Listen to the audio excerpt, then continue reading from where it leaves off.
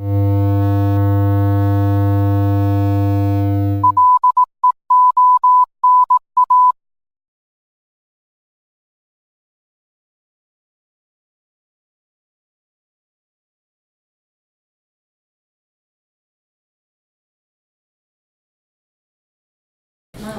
so I'd like to introduce Anna Dumitriu, an artist who's been working at the intersections of art and craft and textiles and biology and microbiology and computer robotics and lots of other things for a long time. Artist in residence at I'm going to get it right, a modernising medical microbiology project, and you're also a research fellow in the University of Hertfordshire. And at the Wellcome Trust Brighton and Sussex Centre for Global Health Research now as well. Just so, like to have multiple roles because I'm a freelance artist, you have to.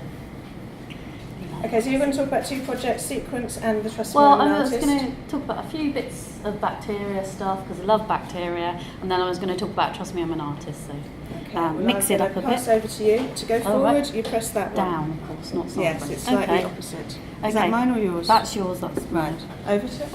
Right. Well, thanks for coming. It's lovely to be here. I'm kind of obsessed with bacteria, and I have been for many, many years, and I've just got a few slides of that because I couldn't do a talk without talking about some bacteria because I love them so much. And then I'm going to talk about a project that I developed a few years ago with Bobby Farsides, who's the Professor of Clinical Ethics at Brighton and Sussex Medical School, and some other partners, and talk about where that's going now as well, because it's had some exciting sort of new developments. I've given it this title, I didn't really know what to call it, but I think it sort of summed it up. Right.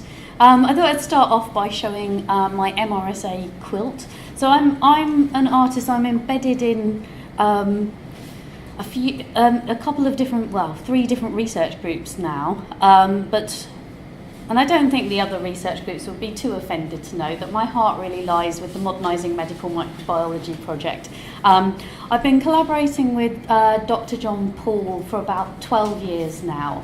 When that first started, he was a consultant microbiologist, and now he's the lead microbiologist for the southeast of England, for Public Health England. He's a partner on this thing called the Modernising Medical Microbiology project, which is a combination of Public Health England and Oxford University, where I am artist in residence.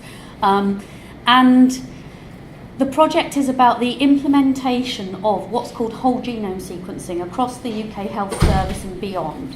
So this is useful because now, like in the past, when you had a bacterial infection, they'd sort of take a swab, you'd have to grow that bacteria in an incubator for sort of 3 days, do some quite complicated tests. It would take about 3 or 4 days to get an answer on a rough idea of what was wrong with you. So that was, say, 10 years ago. Since I've been doing this work, the science has moved right on, and now we can do something called near real-time whole genome sequencing, which means they can take a swab from you, culture that bacteria, and then from that extract the DNA and sequence it in less than 24 hours. And the dream is to implement that across the UK health service. The benefit being, because it's the whole genome, it's got all the drug resistances, you've got the exact diagnosis of what's wrong with you, not just a vague, it's probably this, which is what you used to have 10 years ago. You have the exact diagnosis, and you also know exactly what drug resistance genes that bacteria has, so you can give somebody the exact treatment that they need.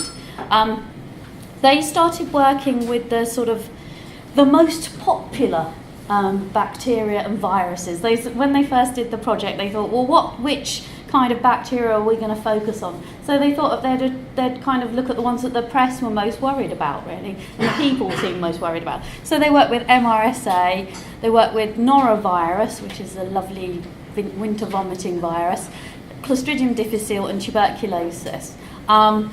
I live in Brighton, and so Brighton had the dubious honour of having the highest rates of MRSA infection a few years ago. So they've got this enormous collection of MRSA bacteria which they've been sequencing and studying. And it turned out from their studies that the reason why they had these high rates, it wasn't down to things like cleanliness in the hospital or things like that. It was down to the fact that it was a new strain that hadn't appeared in other parts of the country that was much more kind of virulent and affecting more people. When I was working with James Price, who's one of the researchers on it, I've done a lot of work. I don't know if you've seen my work, you can have a look at it on my website. I haven't got time to talk about the background of it all, but I'm very interested in kind of using textiles to talk about sort of as a means of doing science. It's got various things to do with the history of the Enlightenment and the role of women and embroidery and things like that. And then it's also got something to do with the way people engage with it and different audiences are attracted to it. So I really like working with textiles. And James said to me, well, we've got this chromogenic agar, and when you grow bacteria on it, it turns a beautiful denim blue. So I was immediately attracted to this. So the trouble is, it's a patented agar, so you can only buy it in round Petri dishes. We've done things where we've tried to get hundreds and hundreds of quite expensive round Petri dishes and cut squares out of them and make bigger agar plates, but it's quite fiddly.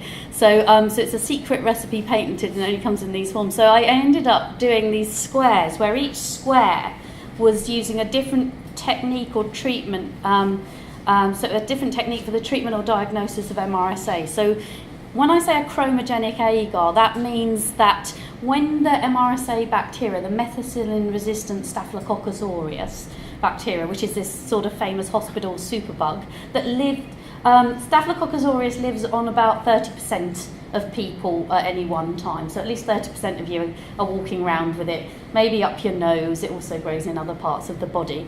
A lot fewer of you will be carrying the methicillin-resistant strain. Most of those that are carrying it are carrying penicillin-resistant strains, because 80% of it is penicillin-resistant.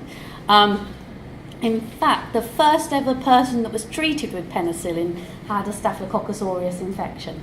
So at Oxford Hospital, and they didn't manage to kind of keep him alive because they couldn't keep the penicillin growing for in vast enough quantities. But so it's a very interesting kind of bacteria, and the weird name I should mention, means golden bunches of grapes, because that's what it kind of looks like under a microscope. And so each quilt square was embedded in the agar, and then different things were applied to it. So, for instance, vancomycin susceptibility discs. Vancomycin is the last-ditch antibiotic you might use to treat MRSA. And they put the discs on a Petri dish, and they see if there's what they call a zone of inhibition around it, so if the bacteria doesn't grow up to it. But I found they make really nice polka dots on materials, so that's good. I also do a lot of work with things like natural antimicrobials as well. So the square in the top corner is turmeric stained embroidery silk, and you can see that there is, again, a very small, in this case, zone of inhibition around it. There's more on that on my website. It's too complicated to go into great detail in a short time, but anyway. I'm also very fascinated with tuberculosis. In fact, it's possibly my favourite organism. I do love plague as well, but I think I love them because of their kind of to me, they are kind of expressions of this thing I call the bacterial sublime. So it's this sort of awe, terror, but kind of amazement at not just the vastness and complexity of these organisms, but also the effect that they've had on humanity. Tuberculosis currently infects a third of the world's population. Of those, 10% will get sick, and of those, 5% would die without treatment, and it's becoming increasingly drug resistant. It's been linked throughout history with creativity as well. This theme keeps re-emerging for various reasons. Which, I haven't got too much time to go into, but I did a project called The Romantic Disease, which is based around this idea, and there's also a link on my website where you can find out more. But I'm very interested in this idea of things being somehow tainted with a disease, this invisible disease. According to Edmund Burke, obscurity was very important for this feeling of the sublime, and the very littlest things would be sublime in his eyes. And in 1902, the advice of the National Society for the Prevention of Consumption in the UK was this: where there's dust, there's danger. They thought that the primary cause of TB was dust. And that's why if you go to old buildings, you find things like the staircases have got a gap down the edges, and that was so the dust wouldn't collect there. And sort of modernist buildings, things that are very much to do with getting the light in every corner. They would think that the sunlight would kill the bacteria, and this is why the buildings are built in that way. So tuberculosis has driven loads of things about sort of the artistic process. And this piece was, these tiny little lungs are made out of needle felt mixed with dust. And in the case of this, the dust is impregnated with the extracted DNA of tuberculosis, which is a protocol that was developed by the Modernising Medical Microbiology project in order to be able to work outside of a category 3 lab and do the whole genome sequencing of the microbes, because these whole genome sequencers cost like £500,000 or something like that. You don't want to have that thing having to happen in a lab where you need all these other things, you know, these other restrictions and negative airflow and all these other complexities.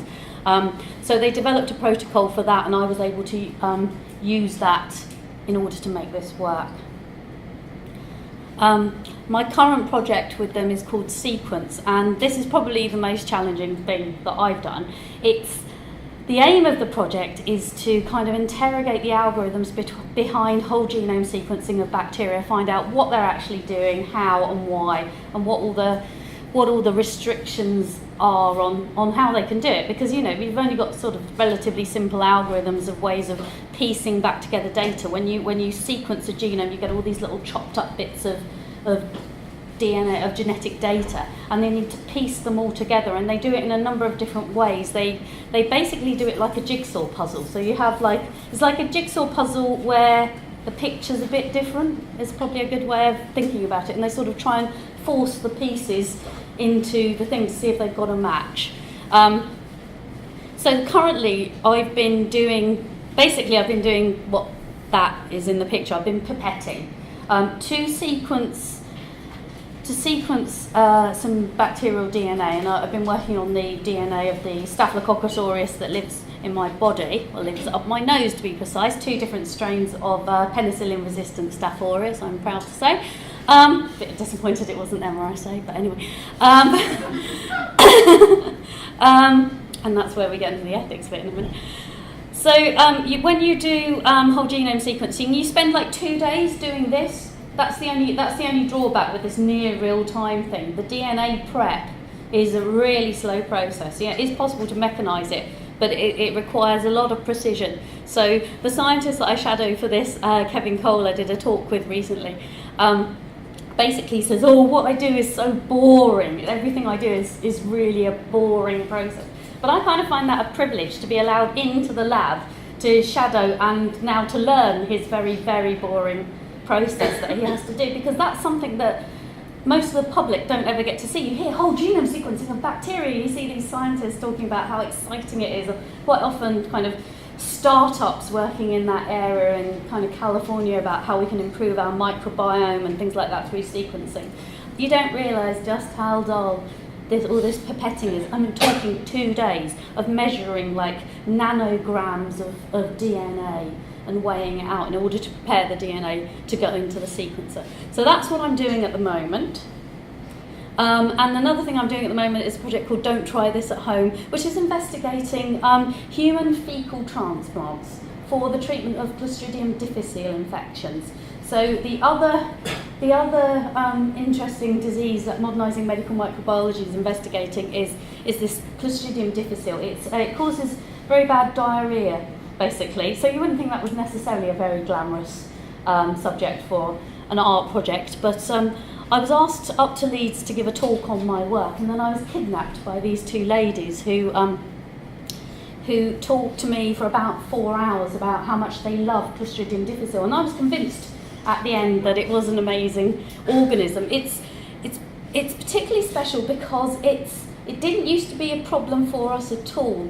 It's found an ecological niche. It's become a problem for us because, as a consequence of the antibiotic age, if you have less gut diversity because you've taken antibiotics, you're at risk of having your gut, the amount of bacteria in your gut sort of taken over by this Clostridium difficile infection.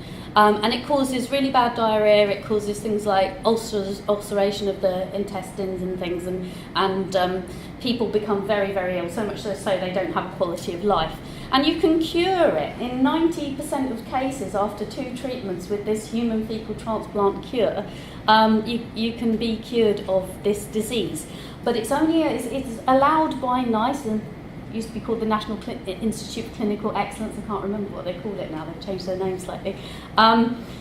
It's approved for use in this country for treatment of this disease, but it's only approved in extreme cases where all other treatments have failed. The reason being, we don't know what the future effects of playing with our gut microbiome might be.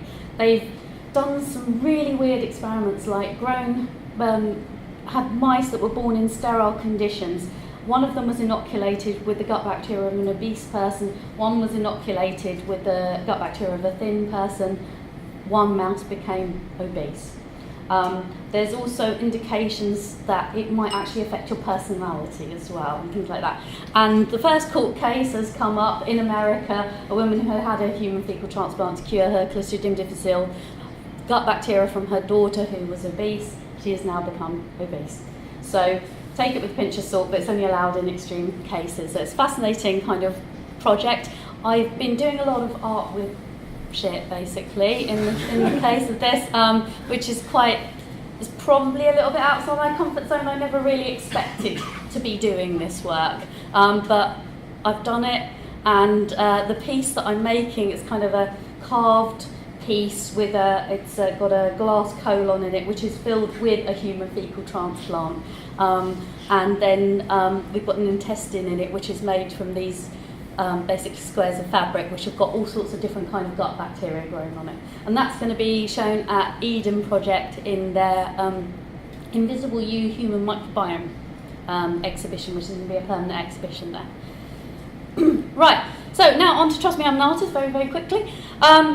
I did a project where I wanted to investigate the ethical implications of artists working in laboratory settings, because I was very inspired by Neil White's work when he was artist in residence at the National Institute for Medical Research. And he wanted to do a project where he wanted to repeat E. Klein's kind of artistic experiment where he got people to drink cocktails of methylene blue.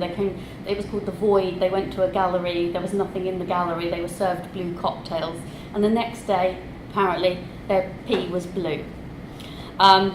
And he wanted to do that as a kind of investigation of self-experimentation at the National Institute of Medical Research, and see if people could kind of sign up to be participants in their own self-experimentation. And he was told, no, you can't do it, it's unnecessary human experimentation. But then he was told, off the record, by the same ethics committee, well, maybe if you just go and do it in an art gallery, that'd be fine. It's just you can't do it here.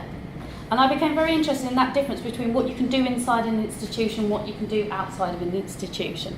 So I developed a project with the University of Leiden, Varg Society in Amsterdam, and Biosolar Cells. For any people interested in bioart in the audience, I should say they're obsessed with it in Holland. You should get over there. They think it's mainstream art there. That's quite a fun thing. So anyway, the project called Biosolar Cells was the main funders. And we did a series of public events where, in different countries, where we investigated different ethical issues arising from art-science collaboration. So we had an artist who proposed a project in front of an audience and a specially formed ethics committee. They had to fill in all the forms that you would need if you were an artist doing that in an institution. So the sort of forms that Neil White had to fill in at the National Institute of Medical Research, or if you were trying to do work in a hospital or in a science institution, you had to fill in all the correct forms, you had to fill in the consent forms, everything. Now, artists try different strategies for this, so it's quite intriguing. They sometimes get quite playful with it, which doesn't always work. And then the artist was kind of sent away to another room whilst the ethics committee debated it, all in front of an audience, and then brought back at the end. And at that point, they were told the ethics committee's decision. They could enter into a dialogue with the ethics committee and so could the audience. They could all, and the ethics committee had a right to reply as well to the artist. So they could basically have a big old row about what happened, which the point of it being, it kind of was to reveal these hidden processes, because most people don't know what goes on, and artists certainly don't know what goes on in these settings. So it was to reveal what those processes are much more clearly, and to maybe create some sort of framework, a bit of advice for how people might go forward with that. We picked proposals so they raised interesting questions, and the intention was to kind of widen public understanding of the ethical processes as well. What does it mean? What does ethics mean? Is it the same as morality? Is it different? Is it just censorship? Is it just an institution covering their art? All sorts of things. And it enabled the decision makers to reflect on their roles too. So the first project we looked at was Adam Zaretsky's Mutate or Die project, where he's got the extracted DNA of William S. Burroughs' shit, and he wanted to get a gene gun and originally fire it into Tony Allard's balls and sell the sperm online, but he changed the project, and Tony said, well, that's great, so it'd be like William S. Burroughs' sperm that we're selling online. He said, well, actually, no, it'd be William S. Burroughs' shit sperm that we're selling online if we do that. Because it would be, again, he's got microbiome. Incidentally, the microbiologists I work with were quite interested in this, and they were disappointed when they found out it wasn't frozen, that it had been sealed in resin, because they were interested in the pre-antibiotic era gut flora. But anyway, so these things kind of all start crossing after a while. And so he developed his project where he wanted to kind of fire it into what he called mutafelch, which is a mixture of blood, shit and sperm, and make it into kind of body paint that he would use in performances. Adam's quite an extreme artist, and very interesting artist. His work is about kind of really, it's quite playful, and it's about kind of pushing people's kind of insecurities about various things. It's very interesting. He's one of my favourite artists, actually, and I don't say that often, so that's high praise indeed. So the ethics committee, we did this one in Amsterdam. It was kind of hilarious because the ethics committee were like, well, we had the professor of microbiology from Amsterdam University who was like, well, I'm not too worried about the blood, shit and sperm, you know. And everyone was like, oh, it's Friday night in Amsterdam, isn't it? You know, we do it all the time. But they said their ruling was that he couldn't paint it inside a woman, because if they had genetically modified sperm and it impregnated a woman by some rare chance, that would affect another generation. It wouldn't be allowed. There's much more detail in the book, which is available. I'll plug that shamelessly in a minute. That's Neil White's project there that I've already spoken about as the inspiration for the project, and it was organised by the Arts Catalyst as well. That's speaking next. I did a project about wanting to do a Category 2 Biosafety Lab in a gallery. That's very interesting. If you watch the video of that online, you can watch me lose my temper with the ethics committee, who it's actually interesting that the artists on the project, or artists who was on the ethics committee as a lay member, had the view that she said that although the ethics committee all agreed that I was sort of good enough as a microbiologist, it was okay for me to do it, that if I started encouraging other people to do it, that would be a bad thing. And the artist said that she thought that microbiology should be a privilege, not a right, to do microbiology. And I couldn't disagree more, so you can watch me lose my temper about that. I said I was going to do it possibly in a tent. They seemed to think I was going to get the tent from B&Q, but I actually designed the tent space in collaboration with like field tents that you have for labs, like for Ebola and things like that. So it was a bit weird. That's my hand holding a petri dish of plague bacillus. I said it's my other favourite organism. When I went to Porton Down, and they trained me up on how to identify potential deliberate release pathogens. I think I'm the only artist that's been allowed in to do that. And then the last project we investigated was a new take on art orienté objets, May the Horse Live Within Me. The artist had a blood transfusion with horse blood as part of a performance.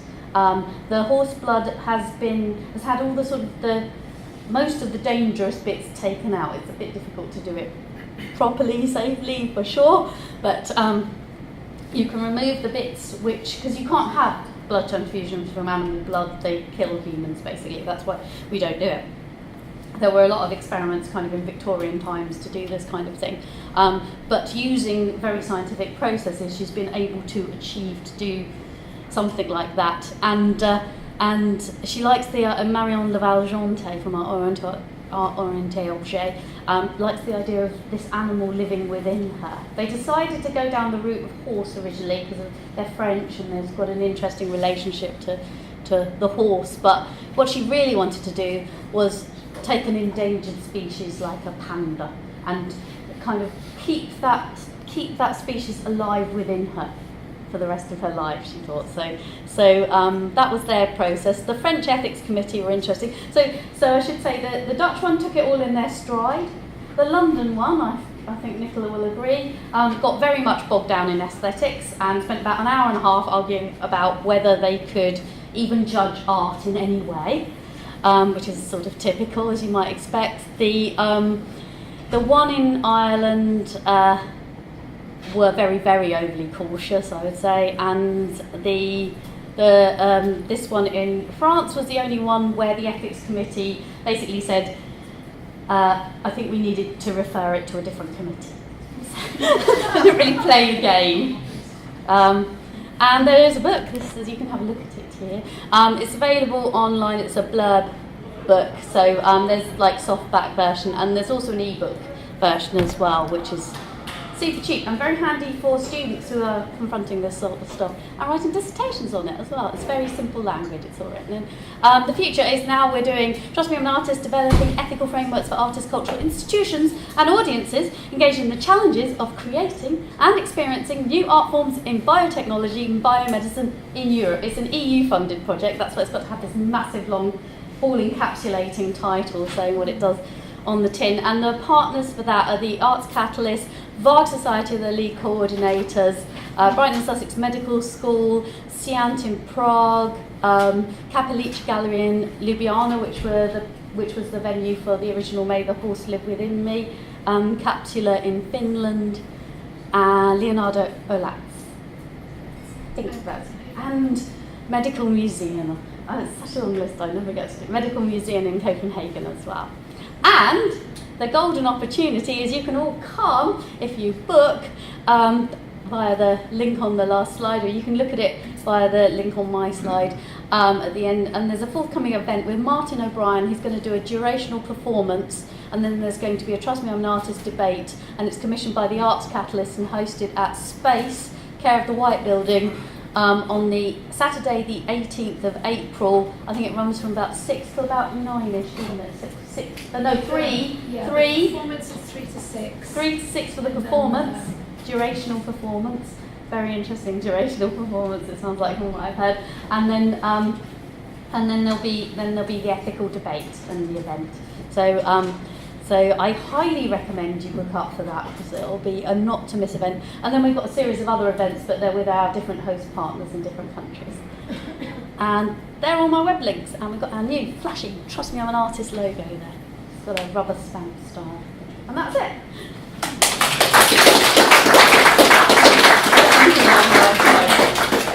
We've got plenty of time for questions. Okay, good. I'll throw it straight open to the floor. Who would like to ask Anna something about some of the things that she's just rambled on about? Okay, I will start.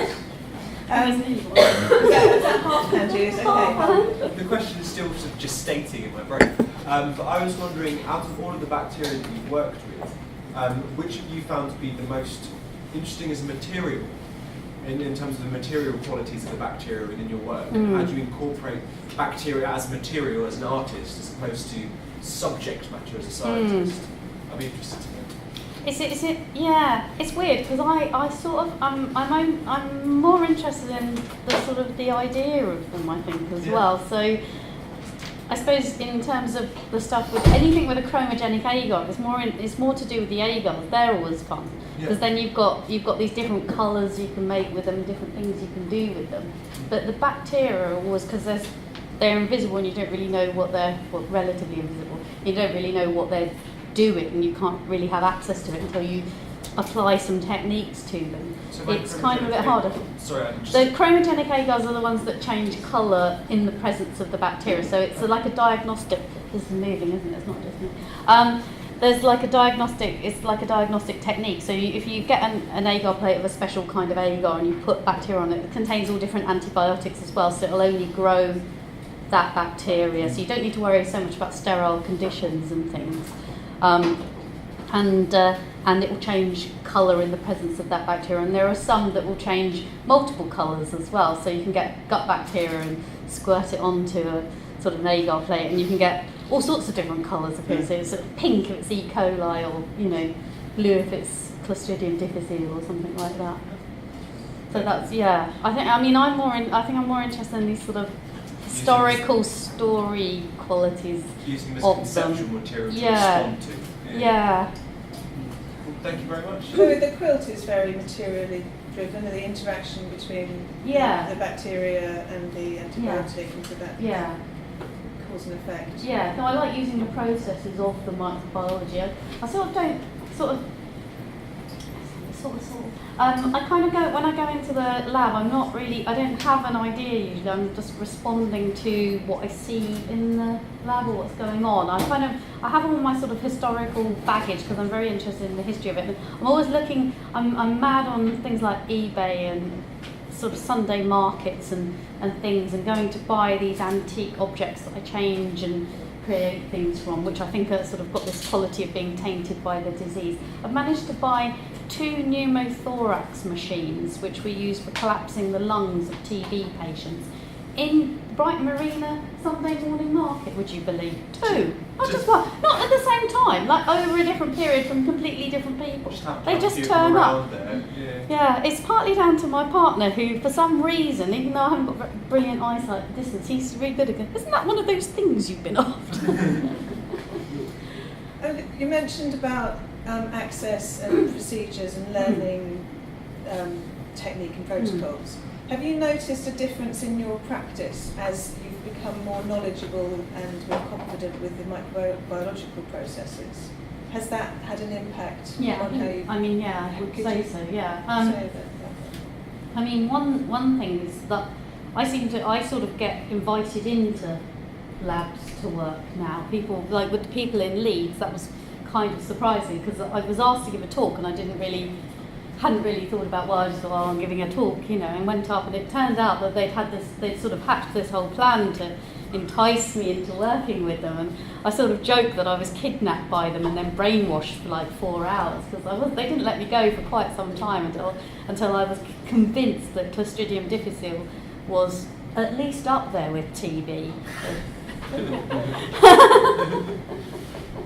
It is fascinating. Can I ask a bit more about the lab equipment? Because you mentioned at the beginning of your talk the necessity of the repetitive process of pipetting, and I was a bit surprised because I imagined that by now the labs are partially, not fully automated a lot of the time. No, this would work with a machine that was doing the job for you, and you were sitting there. It's so fiddly and so precise. Well, I actually do quite a lot of work with robotics as well. I'm not talking about that tonight, but I was wondering, are you not seeing this kind of robotisation of the lab beginning to happen now? You can do, but it's not quite reached that stage. At Colindale, which is in London, which is the Public Health England lab, they do have robots.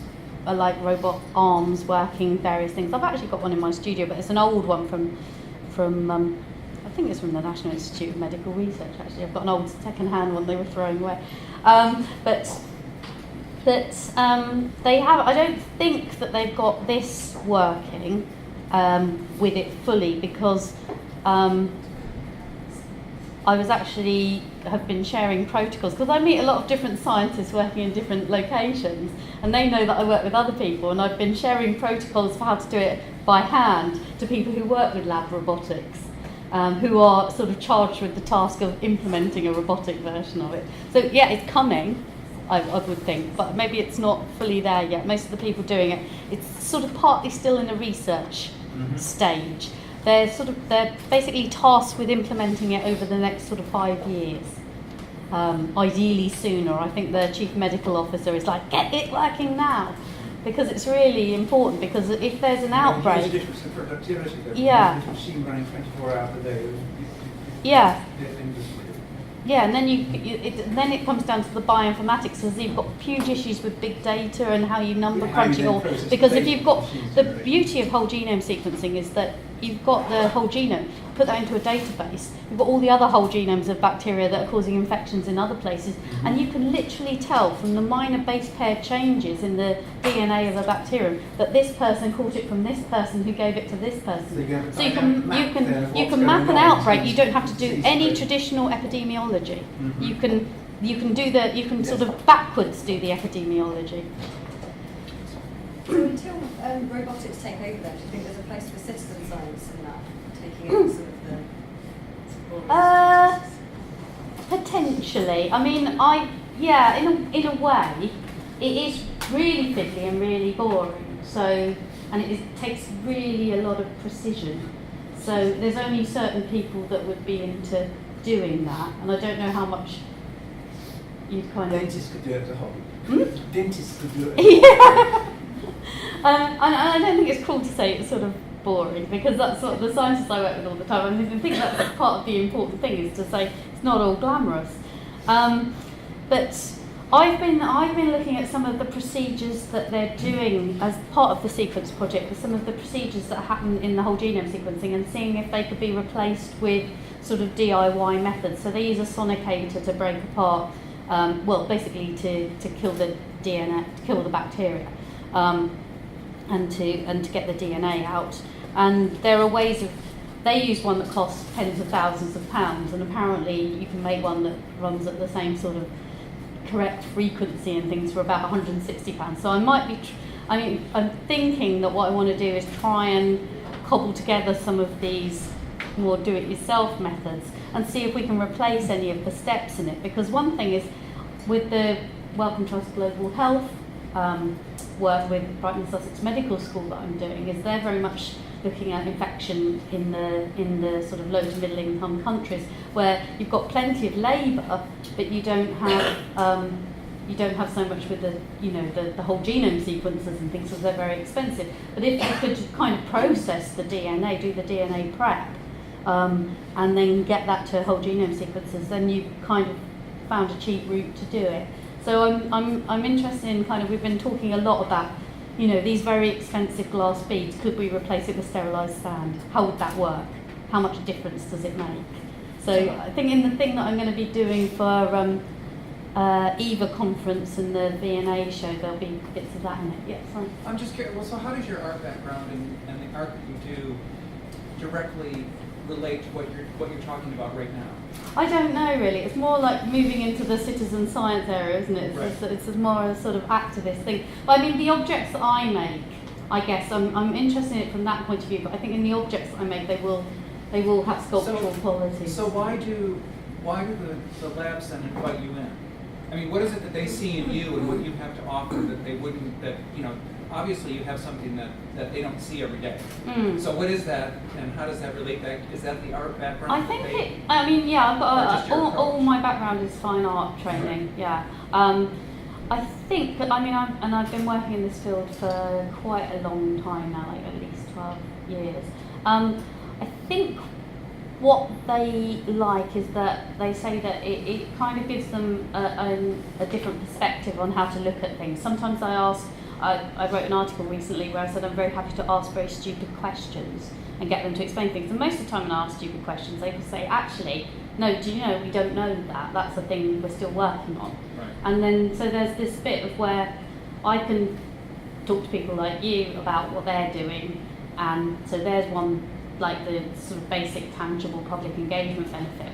But they also like that it helps them look at it in a different way. And also people, I think there's a sort of denial that scientists want to make art. They sort of do as well. I think everyone has an impulse to be creative artistically as well as scientifically, because I'm not getting into the debate of science isn't creative, it is very creative.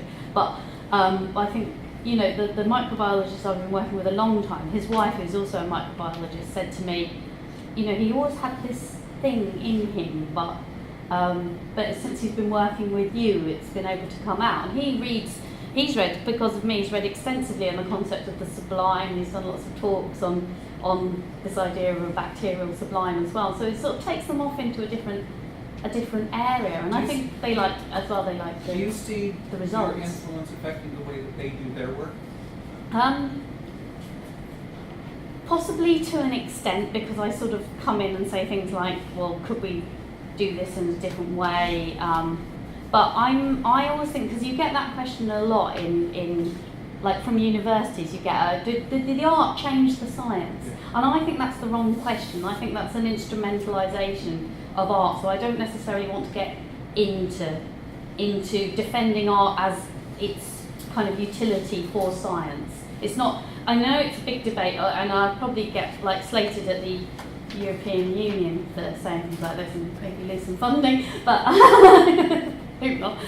But yeah, no, they always talk about like the arts as a means of creating innovation, and it potentially can. But if we're only looking for that, then I don't think that's the right question. I think the question is more about bringing the aesthetic back into it. So there's this like aesthetics drives everyone, I think. I don't mean in terms of, is it beautiful, I'm attracted to it. Disgust, horror, fear, all those sorts of emotions, those aesthetic kind of emotions and the sublime drive what we do, what we become attracted to, what we're interested in, what we're fearful for, and how we look at the world. And I think to be able to convey things more clearly through that medium, or to bring that medium back into the science world, I think probably that's what they like and what's interesting for them. And it's interesting for me as well. And there we must leave it. That's my ramble. Yeah.